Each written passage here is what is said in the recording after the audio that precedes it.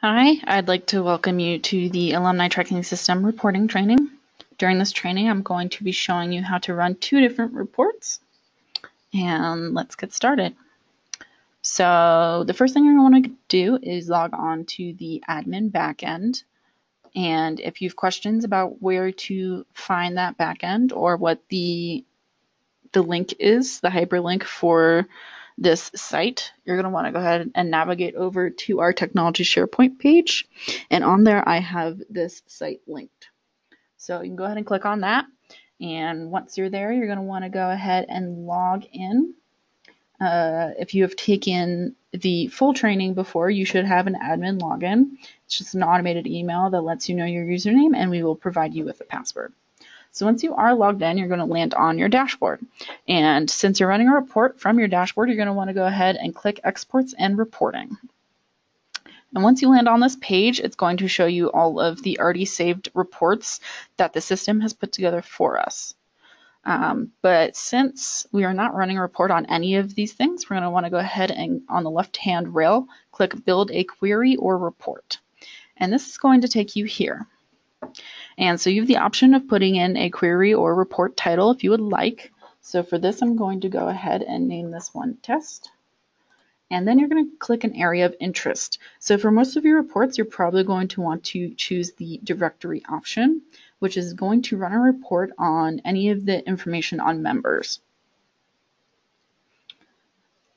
So any of the information that they fill out during their registration is going to automatically be in the system once they have completed their registration, and you now can run a report on any of that information. So here you can see all the information that they have that is connected to their profile. So for this, I'm going to run a report on all of the people that have registered in the last 2 months. So all of that information is going to be housed in the member and non-member section.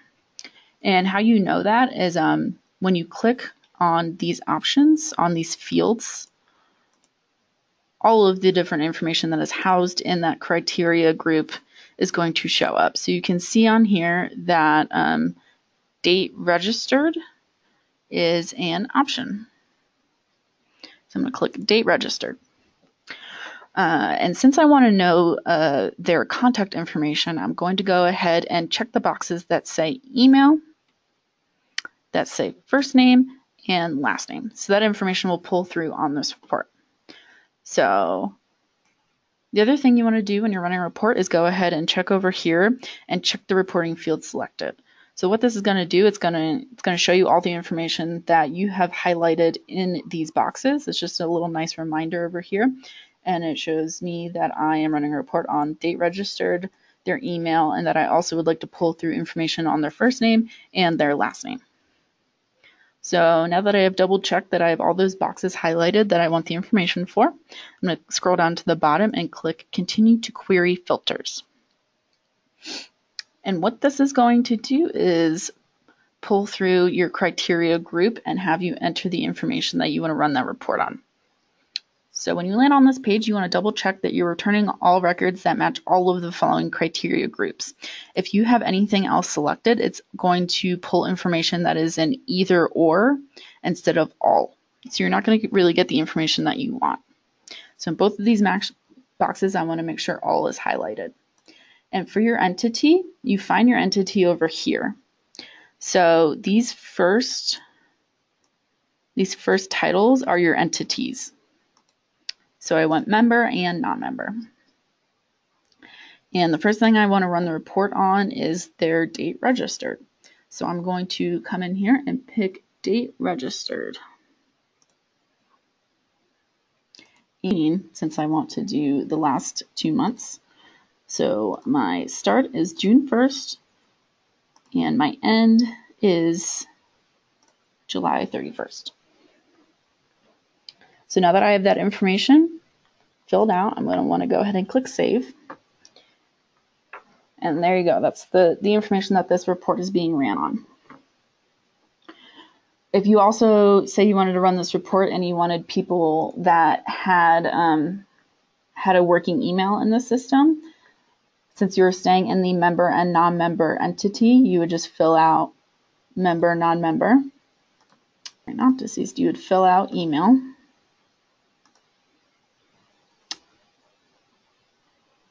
And you would choose is not empty. And once you've filled out all this information, you want to go ahead and click save, and that's going to add that to that report. But say, you know what, I put this in here and I don't really want to report on that. You want to go ahead and click delete, and it'll take you right back to that first information only being in there. So now that I have the information that I want to run the report on in there and saved, I'm going to want to go ahead and run up my report. And you will see the report pop up. You can see here the dates that they're registered. So there are 5 pages of information of people who've registered in between. It looks like the first date is June 8th.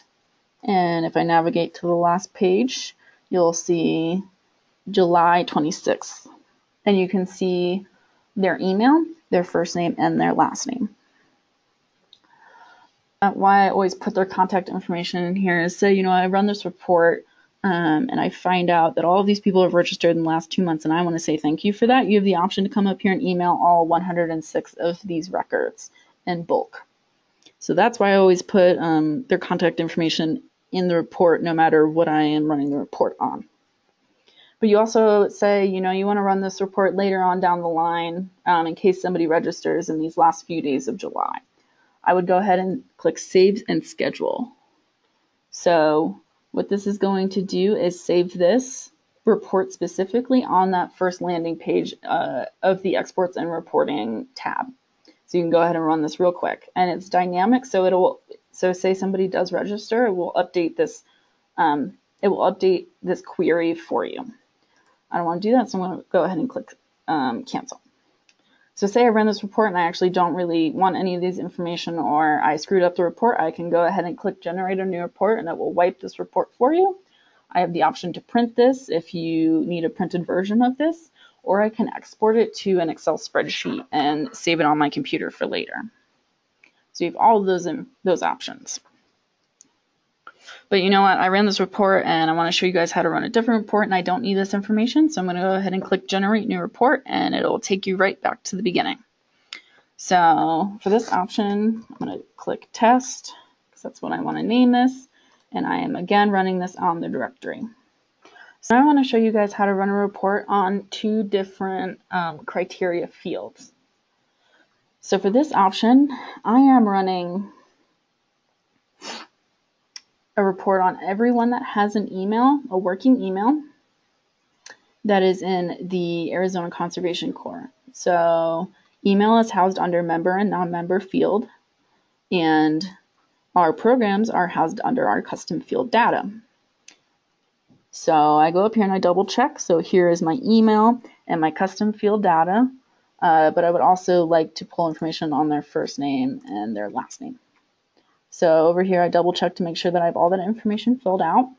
And I want to go ahead and click Continue to Entity Joins. And you will see that this is going to ask you if you want to run the report on both of these fields or ones that only exist in this top part. So you want to make sure it says only return records that exist in both of these tables. And you're going to want to go ahead and continue to those query filters. So we're back in here and we're going to pull or make sure that we are pulling the correct information. So again, your entity is this first part. So I want to run on member, non-member. So I want to go ahead and make sure that entity is filled out. Next, I'm running it on their email. So the field is the actual thing that you're running the report on.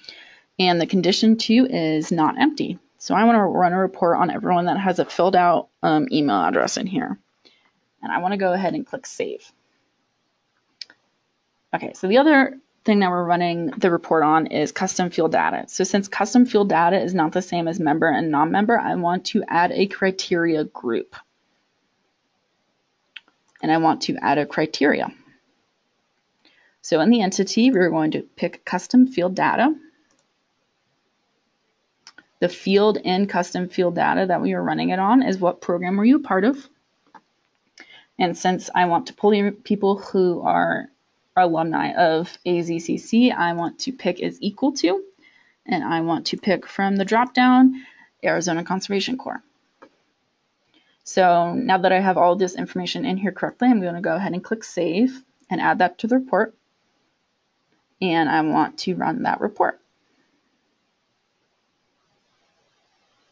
And here are the results for that report. So you can see their emails right here, and their name and their last name. And you can see that they are part of AZCC. And again, you can save and schedule this if you need to. You can wipe all this information, you can print it, you can export it, or you can contact all of these records. And that is all that I have for this training. Say you are confused or you need more information or you need a written account of this, you can go ahead and from your SharePoint page, navigate to the member development page. And on the SharePoint member development page, you have all of the training information that you can need for this. So you have the login for the admin backend, for the front end, a full-length training on the entire tool, registration instructions, a staff manual, and cheat sheets, as well as this recorded training. So if you need any more help on this, you can go ahead and find it on any of those links. Thank you so much.